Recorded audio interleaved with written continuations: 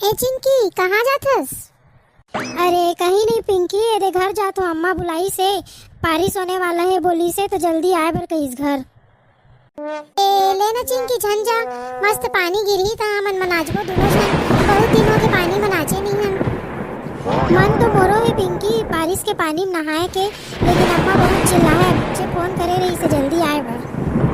लेना कुछ बहाना मार देबे, कही देबे रास्ता में पानी की रुक रही से तो हम नहीं आ पाए हन करके। लेना रे कभी कभार के तो मिलते पानी में भीगे बर नहा लेता। ठीक है बोल दे हम अम्मा का रास्ता में पानी पा गए रहूं करके, और मस्त हम नाचत नाचत जाब घर। ठीक है।